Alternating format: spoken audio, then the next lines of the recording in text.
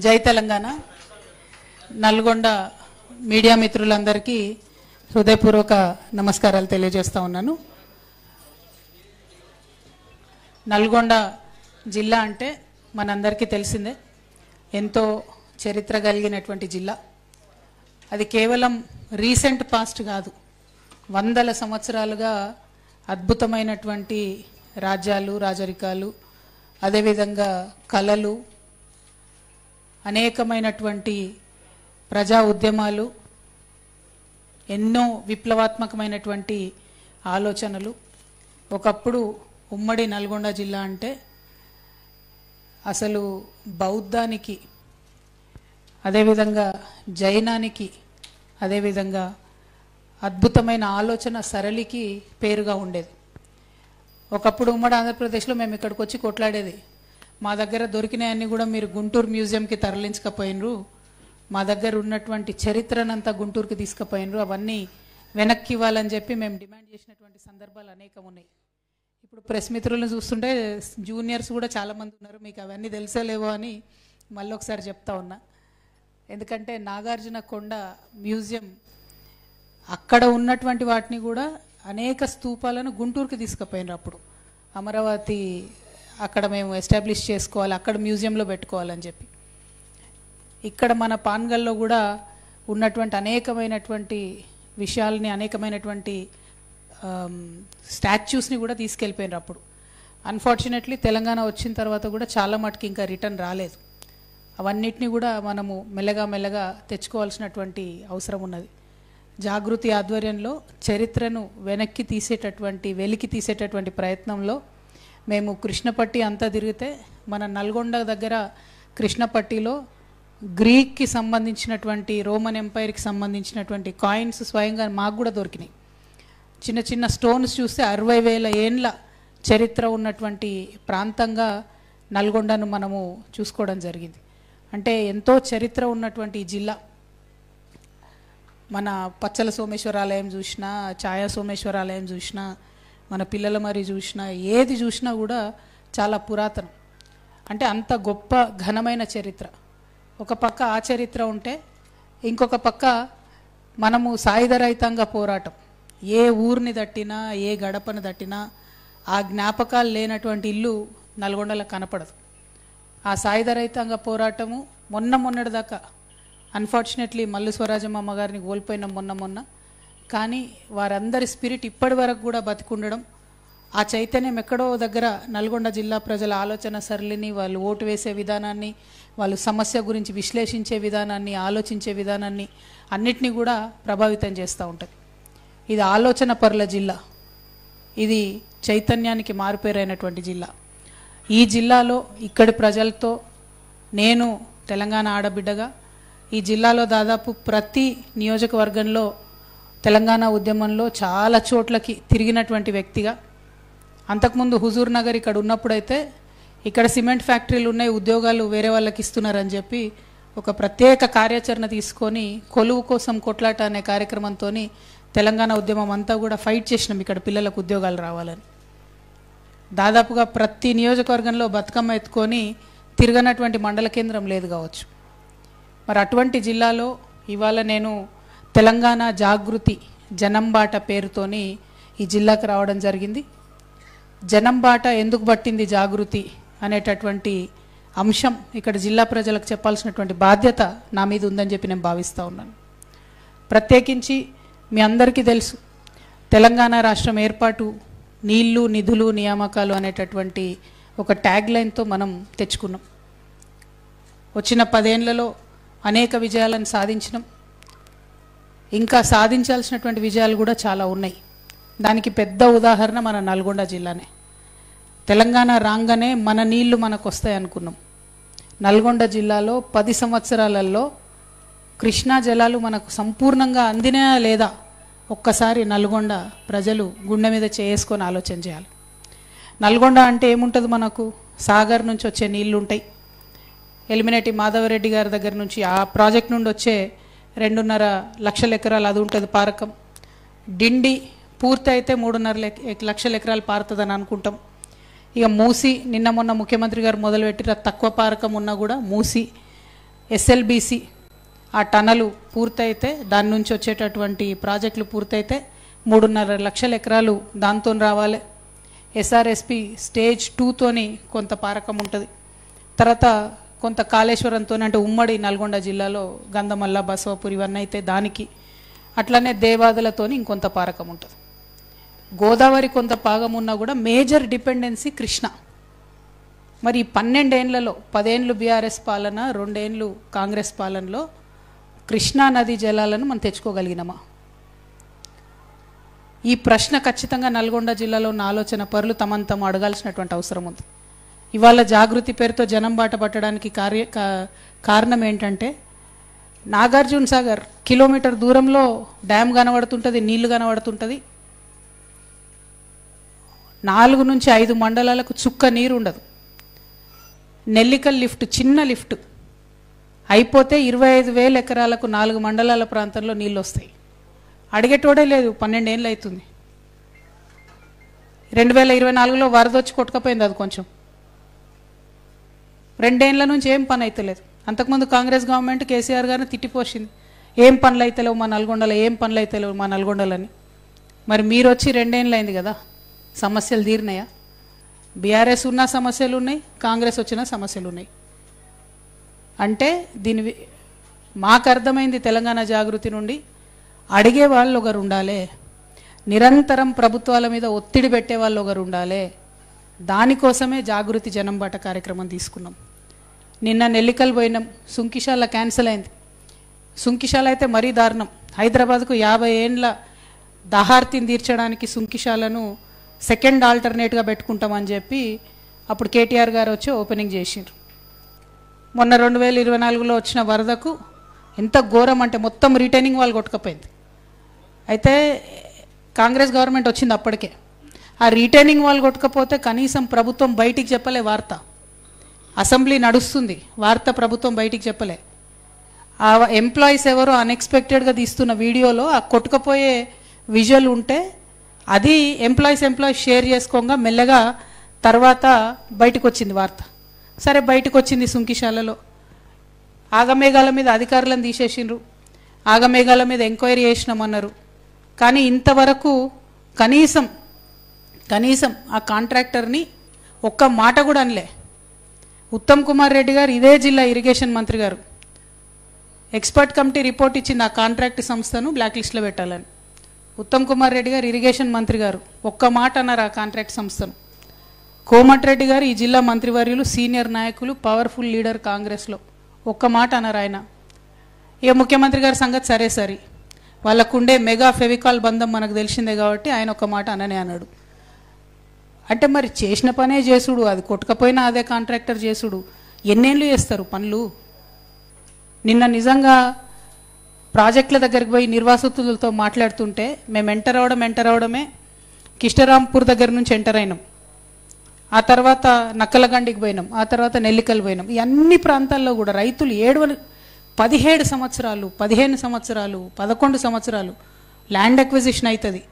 అక్కడ వాళ్ళ ఇంట్లో ఉన్న పిల్లలు 18 సంవత్సరాలు ఏజ్ దాటిపోతుంది, ఉద్యోగం లేదు, ఉన్నటువంటి పొలం సాగు చేసుకోవాలనో లేదో తెలియదు. మరి ఇదే బంగారు తెలంగాణ, ఇదే మనం సాధించిన గొప్ప తెలంగాణ అంటే ఇదైతే కరెక్ట్ కాదు. ఇది మారాల్సిన అవసరం అయితే ఖచ్చితంగా ఉన్నది. దీనికోసం కేసీఆర్ గారిని 1,00,000 తిట్లు తిట్టి అధికారంలోకి వచ్చిన కాంగ్రెస్ పార్టీ ఏం చేస్తుందో చెప్పాల్సినటువంటి అవసరం ఉన్నది.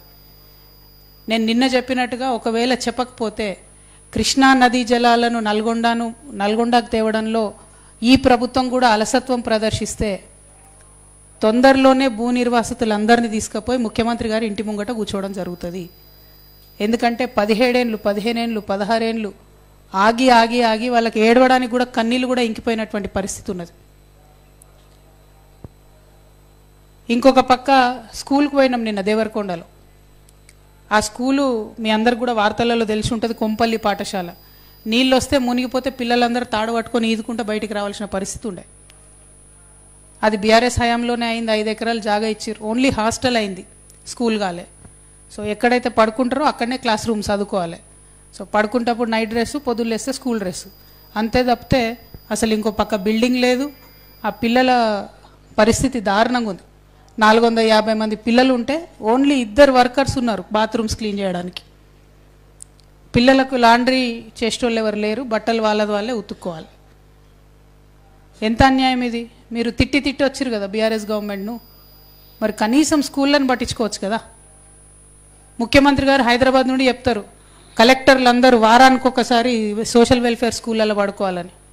ఇంతమంది పత్రికా మిత్రులు ఉన్నారు, ఎప్పుడన్నా మీ కలెక్టర్ గారు పోయి పడుకున్నారా ఏదైనా సోషల్ వెల్ఫేర్ స్కూల్లో? అంటే ముఖ్యమంత్రి మాట అంటే ఖాతరే లేదు కలెక్టర్లకు. మరి ఇట్లా నడిపితే ఏం ప్రభుత్వం ఇది? దీన్ని ప్రజలు ఎంత ఇబ్బంది పడుతున్నారు గమనించాల్సినటువంటి అవసరం ఉంది దయచేసి. నేను ఇవాళ రాంగారంగా మెటర్నిటీ హాస్పిటల్కి పోయినా. పాపం డాక్టర్లు నర్సులు వాళ్ళ ఓపికకు మొక్కాలే చెప్తున్నా నేను.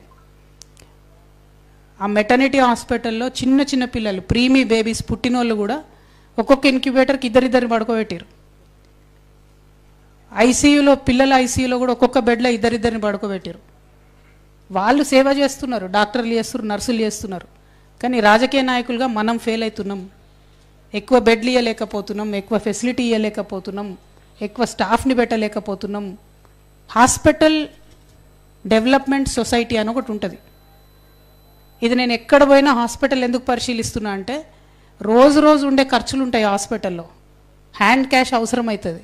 ఇక్కడ 770 పడకల హాస్పిటల్ నల్గొండలో మేనేజ్ చేయాలంటే 1,25,000 రూపాయలు అవుతుంది నెలకు.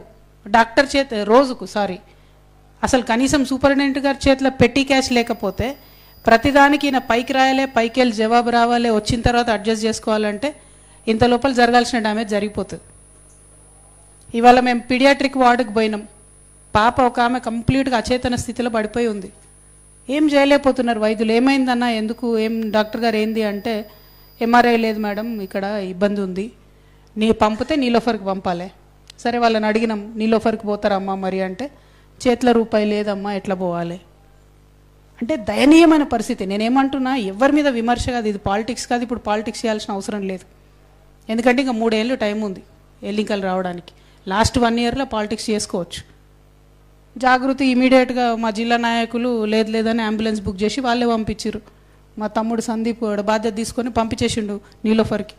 అట్లా ఎంత అటెండ్ అవుతాం, ఎంతకని చేస్తాం, ఎవరెవరు చేస్తాం? ప్రభుత్వంలో ఆ వ్యవస్థను పటిష్టం చేసుకోవాల్సినటువంటి అవసరం ఉన్నది. At the same time gynaecology వార్డులో చాలామంది చదువుకున్న అమ్మాయిలు చూస్తున్నటువంటి డాక్టర్సు, హెల్త్ మినిస్టర్ గారికి నేను రిక్వెస్ట్ చేస్తున్నా, డెలివరీ అయ్యే టైంలో కొంత మంచి ప్రైవేట్ హాస్పిటల్కి పోతే ఎపిడ్యూరల్ అని ఒక మందు ఇస్తారు. ఆ మందు ఇస్తే నొప్పి లేకుండా డెలివరీ అవుతుంది. ఇప్పుడు గవర్నమెంట్ హాస్పిటల్లో 500 డెలివరీలు అవుతున్నాయి నెలకు. ఒక 250 అందులో సిజేరియన్సే అవుతున్నాయి, ఏదో ఒక కాంప్లికేషన్ ఏదో ఒకటి. ఇంకొక 250 మంది మాత్రం ఇంకా ఆటవిక కాలంలో, మందులు లేని కాలంలో ఏదైతే ప్రసవ వేదన ఆడబిడ్డలు పడ్డారో అదే వేదన బిడ్డలు కానేటప్పుడు ఇక్కడ పడే పరిస్థితి ఉన్నది. దయచేసి మనం ఒక పాలసీ చేంజ్ చేసుకుందాం. I'm requesting the government. Damodar Raj Narasimha గారు చాలా జెంటిల్మెన్, ఆయన నేను రిక్వెస్ట్ చేస్తున్నా through media, kindly let us introduce epidural. నేను నిజంగా క్షమాపణ కోరుతున్నా మా ఆడబిడ్డల్ని, మహిళల్ని. నేను బీఆర్ఎస్ గవర్నమెంట్లో ఉన్న 10 ఏళ్లలో గవర్నమెంట్ హాస్పిటల్లో ఎపిడ్యూరల్ పెట్టాలన్న ఆలోచన నాకు రాకపోవడం నిజంగా 100% నా రాంగే. నేను నిజామాబాద్ హాస్పిటల్లో అటెండెంట్స్కి ఫుడ్ పెట్టించే వాళ్ళం రోజు. ఖచ్చితంగా ప్రతి పర్యటనలో హాస్పిటల్కి వెళ్ళి చూసేదాన్ని. కానీ ఈ విషయం నేను స్కిప్ అయినా. ఖచ్చితంగా దయచేసి ఇది పెట్టుకోవాలి. ఆ ప్రసవ వేదన అది భరించలేని వేదన పునర్జన్మలాగా ఉంటుంది, మరొక మరణంలాగా ఉంటుంది. కాబట్టి ఎట్ ఎనీ కాస్ట్ దయచేసి ఎపిడ్యూరల్ ఇంట్రడ్యూస్ చేసుకుందామని చెప్పి నేను దామోదర్ రాజ్ నరసింహ గారిని రిక్వెస్ట్ చేస్తూ ఉన్న పత్రికా ముఖంగా. నేను వారికి పర్సనల్గా కూడా లెటర్ రాసి కూడా రిక్వెస్ట్ చేస్తా. ఇది ఒక మంచి రెవల్యూషనరీ చేంజ్ అవుతుంది. చాలా మంది ఆడబిడ్డలకు ఆ నొప్పి అనేది లేకుండా పోతుంది. గమ్మత్ ఏంటంటే మేము హాస్పిటల్కి పోతామని నిన్న ప్రకటిస్తే జిల్లా మంత్రి గారు ఇవాళ జిల్లాలోనే ఉన్నారట. ఆయన ఆగమేఘాల మీద నేను కూడా మధ్యాహ్నం హాస్పిటల్కి పోతా అన్నారట. అరే, జాగృతోళ్ళు వచ్చి జనం బాట బట్టి మేము హాస్పిటల్ పోయే వరకు జిల్లా మంత్రి గారికి హాస్పిటల్ పోవాలనిపించకపోవడం అనేది విచిత్రం. మరి పోన్లే, నేను ఇలా పొద్దున పూట అందుకే పోయొచ్చిన. మరి అన్న మధ్యాహ్నం పోతాడో లేదో గ్యారంటీ చూసుకుందాం. మనం పోతే ఏం చేంజెస్ చేస్తారో కూడా బరాబర్ చూద్దాం. ఇంకొక మాట, కోమటిరెడ్డి వెంకటరెడ్డి అన్న పెద్ద మనిషి, అన్న నీకు నాకేం పంచాయతీ ఉందన్న, ఏందో మా పిల్లలు 2 బొమ్మలో 2 ఫ్లెక్సీలో పెట్టుకుంటే పొద్దుగల్లేసి అన్నీ తీసి పారేసిరట. ఎందుకు తీసి పారేసిరని అడుగుదామని పోతే పోలీసు వాళ్ళు అరెస్ట్ చేసిరట వాళ్ళని. అవసరమా అన్న? 2-3 చిన్న పిల్లలు, జాగృతి పిల్లలు ఏదో చేసుకుంటారు వాళ్ళ పని వాళ్ళు. జర మీ పోలీసు వాళ్ళకి చెప్పి మా పిల్లల్ని రిలీజ్ చేయమని నేను కోరుతా ఉన్నా. ఎందుకంటే నేను ప్రజా సమస్యలు మాట్లాడడానికి వస్తూ ఉన్నా తప్పితే ఏదో పాలిటిక్స్ చేయడానికి వస్తలేను. పాలిటిక్స్ చేసినప్పుడు నల్గొండలో డెఫినెట్గా మీకు పోటీదారులు గట్టోళ్ళని మంచిగా దింపుతాం. ఆ టైంలో పాలిటిక్స్ చేద్దాం. ఇప్పుడు మాత్రం దయచేసి అనవసరంగా మీరు జాగృతి కార్యకర్తలతో పెట్టుకోకండి. జాగృతి కార్యకర్తలతో పెట్టుకున్నాడు ఎప్పుడు కూడా బాగుపడలే. కాబట్టి దయచేసి పెట్టుకోవద్దని చెప్పి కోమటిరెడ్డి వెంకటరెడ్డి గారికి చెప్తూ మా యువ కార్యకర్తలందరిని అరెస్ట్ చేసిరు. వాళ్ళని రిలీజ్ చేయవలసిందిగా నేను డిమాండ్ చేస్తూ ఉన్నా. ఇక ఇంకొక విషయం, నల్గొండ జిల్లాలో ప్యాడీ దాదాపు ఈసారి estimation 13.44 lakh metric turns, 13,44,000 metric టన్నుల ధాన్యం మన నల్గొండలో ఉత్పత్తి అవుతుందని అనుకుంటున్నారు.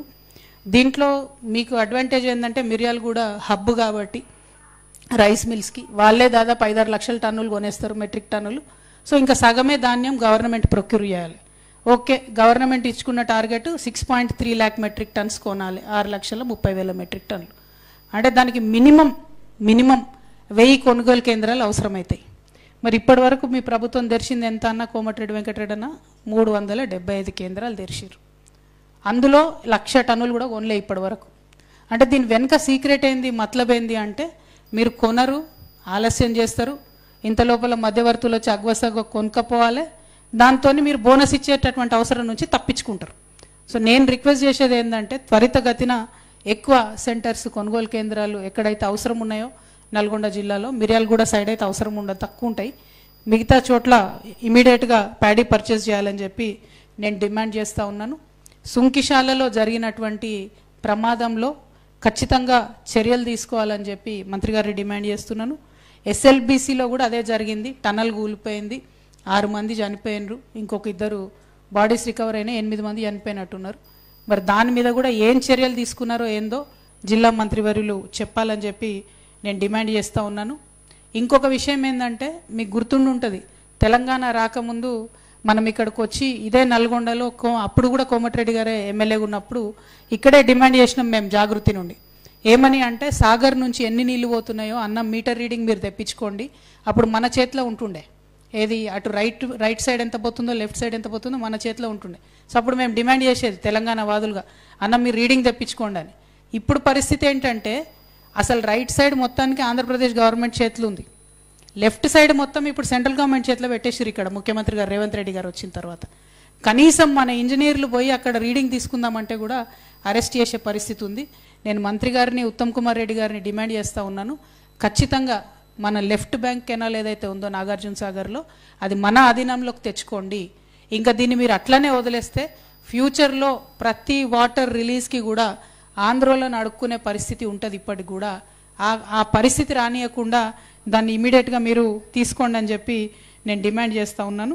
అదేవిధంగా ఎస్ఎల్బీసీ టన్నల్ అది ఎప్పుడు పూర్తవుతుంది, ఎప్పుడు పర్యావరణ అనుమతి వస్తుంది, మరి దాని కింద అది వస్తేనే దాని మీద ఆధారపడి ఉన్న నక్కలగండి, అట్లనే పెన్లిపాకాల, వీటన్నిటిలో సఫర్ అవుతున్న వాళ్ళ పరిస్థితి ఏంది, ఉత్తమ్ కుమార్ రెడ్డి గారు ఒక్కసారి విజిట్ చేయవలసిందే కోరుతా ఉన్నా. ఆ నక్కలగండి మునిగిపోయిన దగ్గర పోతే అందులో ఒక తండ అచ్చంపేటది ఉంటుంది. అచ్చంపేట కలెక్టర్ గారికి ఫోన్ చేస్తే వెంటనే ఆయన నేను వచ్చి విజిట్ చేస్తా అని చెప్పారు. ఈ నల్గొండ దిక్కు కూడా 2 తండాలు ఉన్నాయి, మరి దానికైతే ఇంతవరకు కనీసం ఎంఆర్ఓ కూడా పోలేదట. నేను నల్గొండ కలెక్టర్ గారిని రిక్వెస్ట్ చేస్తూ ఉన్నాను, ఆ 2 తండాలు, ఒకటి మోత్యానాయక్ తండ, ఒకటి నక్కలగండి తండ, ఈ 2 తండాలను కూడా దయచేసి విజిట్ చేయండి. విజిట్ చేసి వాళ్ళకున్న సమస్యల్ని అర్థం చేసుకోవాలని చెప్పి కోరుతా ఉన్నా. ఇక డిండి సంగతి అయితే మనము చెప్పనే అవసరం లేదు, అది కొనసాగుతూనే ఉన్నది, అది ఎవరు వచ్చినా కొనసాగుతూనే ఉన్నది. Very unfortunate. కానీ దీన్ని మనము తొందరలోనే మంచిగా చేసుకోవాల్సినటువంటి అవసరం ఉన్నది. ఆ డిండిలో కూడా శివన్నగూడెం కావచ్చు, సింగరాయపల్లె కావచ్చు, గొట్టిముక్కలు కావచ్చు, ఇవన్నీ కూడా ఒకటికొకటి లింక్డ్ ఉన్నాయి. దయచేసి అందులో చిన్న సమస్యలు ఉన్నాయి. కిష్టరాయపల్లె దగ్గరికి నిన్న పోయి వచ్చినాం, ఇంకా చాలామంది ల్యాండ్ అక్విజిషన్ కాలే. వీటన్నిటికీ పరిష్కారం ఏంటంటే జిల్లా కలెక్టర్ గారో జిల్లా మంత్రి గారో విజిట్ చేస్తే మీరు జనంలోకి పోతే సమస్యలు అవే ముందుకు పోతాయి, కానీ కనీసం పోతలేరు. అదే మా బాధ. సో జిల్లా మంత్రివర్యులు ఖచ్చితంగా విజిట్ చేయాలి ఈ సైట్స్ అని చెప్పి నేను డిమాండ్ చేస్తూ ఉన్నాను. అదేవిధంగా ఈ గవర్నమెంట్ అధికారంలోకి రాకముందు బీఆర్ఎస్ మీద అనేక విమర్శలు చేస్తూ భూదాన్ భూములన్నీ కూడా మీరు తినేసిరని చెప్పారు. మేము రాగానే భూదాన్ భూములన్నీ రీక్లెయిమ్ చేస్తామన్నారు. మరి ఏం చేస్తున్నారు ఇంతవరకు? భూదాన్ భూములు ఎక్కడ పోయినాయని చెప్పి ఇవాళ జాగృతి తరఫున మేము ప్రశ్నిస్తూ ఉన్నాం. ఈ 2 ఏళ్ల సమయంలో భూదాన్ భూములు వెనక్కి తీసుకోవడానికి ఏం కార్యాచరణ చేసిరో జిల్లా ప్రజలకు వివరించి చెప్పాలని కూడా ఈ సందర్భంగా నేను డిమాండ్ చేస్తూ ఉన్నా. అదేవిధంగా మిర్యాలగూడ సైడు దామర్చర్లలో యాదాద్రి పవర్ ప్లాంట్లో మరి 5 యూనిట్లు యాక్చువల్గా వర్క్ కావాలి. 4000 మెగావాట్ల ఉత్పత్తి లక్ష్యంతో ప్రారంభించుకున్నటువంటి ప్లాంట్లో కేవలము 2 యూనిట్లు ఇప్పుడు పనిచేస్తున్నాయి 1600 మెగావాట్లతో. మిగతా ఎప్పుడు పూర్తయితే దయచేసి ముఖ్యమంత్రి గారు ప్రజలకు చెప్పాల్సినటువంటి అవసరం ఉంది. ఇక రెండో విషయం, అక్కడ లోకల్లో వీర్లపాలెం అనేటటువంటి ప్రజలు, పాపం ఊర్లో ప్రజలు వాళ్ళు భూమి అంతా ఇచ్చారు, వాళ్ళకి ఇంటికొక ఉద్యోగం ఇస్తామన్నారు. ఇంతవరకు దాని గురించి మాట్లాడతలేరు. వాగ్దానం బీఆర్ఎస్ వాళ్ళు చేసి ఉండొచ్చు, కానీ పూర్తి చేయాల్సింది ప్రభుత్వంగా మీరే కాబట్టి దాని విషయంలో మీరు క్లారిటీ ఇవ్వాలి. ఇంకా కూడా అక్కడ కాంపెన్సేషన్ రాని వాళ్ళు ఉన్నారు కాబట్టి ఆ విషయాన్ని కూడా ఆలోచించాలని చెప్పి నేను కోరుతా ఉన్నాను. అదేవిధంగా ఇలా పొద్దున మేము నిన్న మిర్యాలగూడెంలో నైట్ స్టే చేసినాం. పొద్దున అక్కడ కొంతమంది పుర ప్రముఖులతో మాట్లాడుతూ ఉంటే వాళ్ళు కోరింది ఏంటంటే మమ్మల్ని అక్కడ 100 రైస్ మిల్స్ ఉన్నాయి, మంచినే కొంత ఇండైరెక్ట్ డైరెక్ట్ వాళ్ళు ఉద్యోగాలు ఇచ్చుకోగలుగుతున్నారు, కానీ ఎఫ్సిఐ గోడౌను కనీసం ఒక 100 మెట్రిక్ టన్నుల గోడౌను అవసరం ఉంది తక్షణమే అని చెప్పి వాళ్ళు డిమాండ్ చేస్తూ ఉన్నారు. అదేవిధంగా ఇప్పుడు దామర్చర్ల పవర్ ప్లాంట్ వచ్చిన తర్వాత మిర్యాలగూడెం టౌన్ కూడా బిజీ అయిపోయింది. ముందేసుకున్న రింగ్ రోడ్డు పాతగా అయిపోయింది కాబట్టి ఇప్పుడు ఇంకొక కొత్త ఔటర్ రింగ్ రోడ్ కావాలని మిర్యాలగూడ ప్రజలు కూడా డిమాండ్ చేస్తూ ఉన్నారు. ఒక ఇండస్ట్రియల్ హబ్ పెట్టడానికి 5000 ఎకరాలతోని అంతకుముందు ప్రణాళికలు చేసిండ్రు. ముఖ్యమంత్రి గారు అమెరికాలో ఉన్నోళ్ళను ఆఫ్రికాలో ఉన్నోళ్ళను పిలుచుకొచ్చి ఎర్ర తివాచీలేసి ఇక్కడ వ్యాపారం చేసుకునే అవకాశం ఇస్తూ ఉన్నారు. కాబట్టి మిర్యాలగూడ యువమిత్రుల కోసం కూడా ఒక ఇండస్ట్రియల్ హబ్ మిర్యాలగూడలో ఏర్పాటు చేయాలని చెప్పి నేను డిమాండ్ చేస్తూ ఉన్నాను. అదేవిధంగా నల్గొండ ప్రాబ్లమ్స్ మనం చూసినట్టయితే మరి 15 ఏళ్ల నుంచి అండర్ గ్రౌండ్ డ్రైనేజ్ అయితే నల్గొండలో లేదు, అది కొనసాగుతూనే ఉంది. ఎందుకు మరి అండర్ గ్రౌండ్ డ్రైనేజ్ మీద వెంకటరెడ్డి గారైనా ఉత్తమ్ కుమార్ రెడ్డి గారైనా ఆలోచన చేస్తలేరో దయచేసి మీరు ప్రజలకు చెప్పాలి. ఇక నల్గొండ టౌన్లో అనేకమైన ఇబ్బందులు చెప్పిండ్రు, మైక్రో లెవెల్లో ఒక్కొక్కటి చాలా ఇష్యూస్ ఉన్నాయి. అవన్నీ కూడా మేము జాగృతి కమిటీస్ వేసుకుంటాం, అడాక్ కమిటీస్ వేసుకున్నాక ప్రతి చిన్న విషయం మీద కూడా తెలంగాణ జాగృతి నాయకులం కార్యకర్తలం అందరం కూడా ఫ్యూచర్లో ఖచ్చితంగా ఉద్యమం చేస్తామని ఈ సందర్భంగా తెలియజేస్తూ మరి మళ్ళీ ఒక్కసారి ఒక ఆడబిడ్డగా మీకు చెప్పేది ఒకటే, మనందరం కలిసి తెలంగాణ ఉద్యమం చేసినాం, ఒక స్ఫూర్తివంతమైనటువంటి ఉద్యమం నడిపించి రాష్ట్రాన్ని సాధించుకున్నాం. రాష్ట్రం సాధించుకునే సందర్భంలో మనం అనేక సార్లు చెప్పేది, మనకెవరు స్ఫూర్తి అంటే ఫ్రెంచ్ విప్లవం స్ఫూర్తి, స్వేచ్ఛ కోసం, సమానత్వం కోసం, సౌభ్రాతృత్వం కోసం జరిగినటువంటి ఆ ఉద్యమం అది విజయ తీరాలను ముద్దాడింది. అది స్ఫూర్తిగా రాష్ట్రం సాధించుకోవాలి అని చెప్పి ఆనాడు కొట్లాడినాం. అదేవిధంగా ఇక్కడ మన దగ్గర భూమి కోసం, భుక్తి కోసం, విముక్తి కోసం అని జరిగినటువంటి తెలంగాణ సాయుధ రైతాంగ పోరాటం అది కూడా విజయ తీరాలను ముద్దాడింది. తద్వారా హైదరాబాద్ రాష్ట్రానికి స్వతంత్రం వచ్చింది, మనం భారతదేశంలో విలీనమైనం, రాచరికం నుంచి ప్రజాస్వామ్యంలోకి పరిణితి చెందగలిగినాం. మరి ఆ తర్వాత తెలంగాణ ఉద్యమం వచ్చింది, నీళ్ల కోసం, నిధుల కోసం, నియామకాల కోసం. సరే పాక్షికంగా సాధించుకున్నా కూడా ఇప్పుడు నేను బలంగా నమ్మేది, తెలంగాణ జాగృతి సంస్థగా మేమందరం నమ్మేది ఏంటంటే సామాజిక తెలంగాణ రావాల్సిన అవసరం ఉన్నది. సామాజిక తెలంగాణ సాధన కోసం తెలంగాణ జాగృతి పోరాటం చేస్తుంది.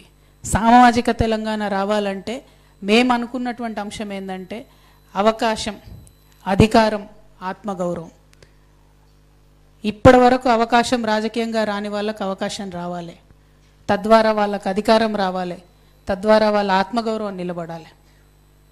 ఇవాళ నిజంగా ఆలోచిస్తే మనకున్న పాపులేషన్లో మైనారిటీస్ ఎంతమంది ఉన్నారు, వాళ్ళు ఎంతమంది పబ్లిక్ రిప్రజెంటేటివ్స్ ఉన్నారు, ఆడబిడ్డలు ఎంతమంది ఉన్నారు, వాళ్ళు ఎంతమంది పబ్లిక్ రిప్రజెంటేటివ్స్ ఉన్నారు, బీసీలు ఎంతమంది ఉన్నారు, వాళ్ళు ఎంతమంది పబ్లిక్ రిప్రజెంటేటివ్స్ ఉన్నారు. రాజకీయం ఒక పక్కన పెడితే వ్యాపారవేత్తలు తీసుకోండి, పెద్ద పెద్ద వ్యాపారవేత్తల్లో అసలు ఎస్సీస్ ఎంతమంది ఉన్నారు, ఎస్టీస్ ఎంతమంది ఉన్నారు. సామాజిక గౌరవం విషయంలో ఎవరికి దక్కుతుంది గౌరవం ఈ రాష్ట్రంలో? తెచ్చుకున్న తెలంగాణ భౌగోళిక తెలంగాణ అయితే సరిపోదు, సామాజిక తెలంగాణ రావాల్సిందే. దానికోసం తెలంగాణ జాగృతి ఖచ్చితంగా ప్రయత్నం చేస్తుంది. దానికి అనేక మార్గాలు ఉంటాయి. అందులో ఒక మార్గం బీసీల కోసం 42% పోరాటం చేయడం. అది కేవలం లోకల్ బాడీ ఎలక్షన్స్ కోసమే కాదు, ఎమ్మెల్యేలలో, ఎంపీలలో, ముఖ్యమంత్రులుగా రేపటి నాడు బీసీలు ఉండాలి ఈ రాష్ట్రంలో అని బలంగా నమ్మేటటువంటి సంస్థ తెలంగాణ జాగృతి. ఇవాళ ఎమ్మెల్యేలుగా, ఎంపీలుగా ఎస్సీ ఎస్టీలు అవుతున్నారు, ఎందుకంటే అంబేద్కర్ గారు వారికి రాజ్యాంగబద్ధంగా రక్షణ ఇచ్చిండ్రు కాబట్టి. కానీ వారిని అంతకన్నా పైకి మనం తీసుకెళ్ళగలుగుతామా? వాళ్ళు ఎమ్మెల్యేలు, ఎంపీలు అయినంత మాత్రాన కుల వివక్ష లేకుండా ఇప్పుడు కొనసాగుతుందా మన రాష్ట్రంలో? రేపటి నాడు సామాజిక తెలంగాణ అంటే గౌరవం దక్కాల్సిందే. ఈ రాష్ట్రంలో అనేక ఎగ్జాంపుల్స్ ఉన్నాయి. ఎంపీలు, ఎమ్మెల్యేలుగా ఉన్నటువంటి దళిత ప్రతినిధులను యాదాద్రి సాక్షిగా ముఖ్యమంత్రి గారు పైన చైర్లో కూర్చొని కింద చైర్లో ఉప ముఖ్యమంత్రి గారిని కూర్చోబెట్టిన ఉదంతం మన కళ్ళ ముందు కనబడుతున్నది.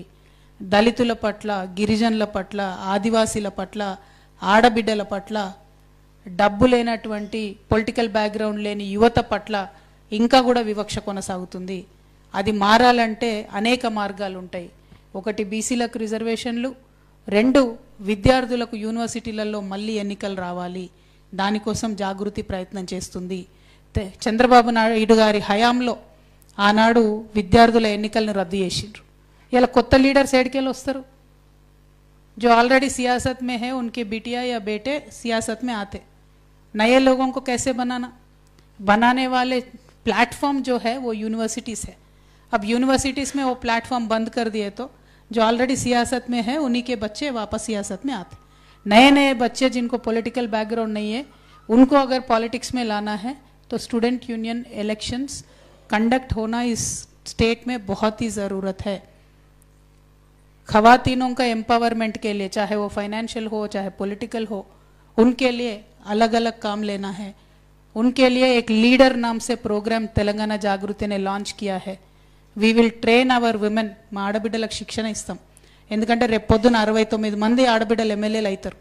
డీలిమిటేషన్ అయితే ఉమెన్ రిజర్వేషన్ వస్తే ఒక 65 నుంచి 69 మంది ఆడబిడ్డలు ఎమ్మెల్యేలు అవుతారు. వాళ్ళకు ప్రతి నియోజకవర్గంలో శిక్షణ ఇస్తాం. ఇవాళ జాగృతి జనంబాట కార్యక్రమంలో భాగంగా మేము జాగృతి సంస్థను బలోపేతం చేసుకుంటాం. జిల్లాలలో ఉన్నటువంటి సమస్యల్ని చూసుకుంటాం. అక్కడ ఉన్నటువంటి నాయకులను ఐడెంటిఫై చేసుకుంటాం. వాళ్ళని దగ్గరికి తీసుకుంటాం. వాళ్ళకి శిక్షణ ఇస్తాం. వాళ్ళని ఎంపవర్ చేస్తాం రేపు పొద్దున పొలిటికల్గా, ఫైనాన్షియల్గా వాళ్ళు ముందుకెళ్ళడానికి. ఇట్లా కొన్ని దీర్ఘకాలిక లక్ష్యాలతో పనిచేస్తున్నాం. కొన్ని తక్షణం సాధించుకునేటటువంటి అంశాలు ఉన్నాయి. ఉదాహరణకి ఇవాళ నేను హాస్పిటల్కి పోయినా ఎంఆర్ఐ లేదు అన్నారు. ఆ ఎంఆర్ఐ మెషిన్ తెచ్చేంత వరకు మేము ప్రయత్నం చేస్తాం. అంటే చిన్నవి పెద్దవి అని కాదు, ప్రతి అంశాలను కూడా తీసుకొని ముందుకు వెళ్తూ ఈ జనంబాట కార్యక్రమం మేము పూర్తి చేసుకుంటా ఉన్నాం. మరి అనేక విషయాల్లో మాకు మా జర్నలిస్ట్ మిత్రుల సహకారం అందిస్తూ ఉన్నారు. మా డిజిటల్ మీడియా మిత్రులు సహకారం అందిస్తూ ఉన్నారు. ఏ జిల్లాకు పోతే ఆ జిల్లా ఇంటి ఆడబిడ్డ వచ్చినట్టుగా హారతి ఇచ్చి వెల్కమ్ చేసి మరి పెద్ద ఎత్తున సహకారం అందిస్తున్న ప్రజలందరికీ కూడా ధన్యవాదాలు తెలియజేస్తూ, నల్గొండ జిల్లాలో చాలా సక్సెస్ఫుల్గా ఇప్పటివరకు కార్యక్రమాలు జరిగినాయి. దీని తర్వాత కొంతమంది మన జిల్లా మేధావులతో సమాలోచన కార్యక్రమం ఉన్నది. ఆ తర్వాత లైబ్రరీ మోస్ట్ ప్రాబ్లీ వెళ్తాం అనుకుంటున్నా. కాకపోతే లైబ్రరీలో ఉండాల్సిన మా యువమిత్రులందరూ కూడా అరెస్ట్ చేసి పెట్టిరు. మరి ఆ ప్రోగ్రామ్ ఉంటుందో ఉండదో తెలియదు, బట్ లైబ్రరీకి కూడా వెళ్ళాలి. అట్లా ఇంకా కొన్ని కార్యక్రమాలు ఉన్నాయి ఈరోజు కూడా. వాటిని అల్టిమేట్గా గోల్ ఒకటే, పర్పస్ ఒకటే, ప్రజా సమస్యలు ప్రభుత్వం దృష్టికి తీసుకురావాలి, ప్రభుత్వం మీద ఒత్తిడి పెంచాలి, తద్వారా పరిష్కార మార్గాలు వెతకాలి. Thank you. జై తెలంగాణ, జై జాగృతి.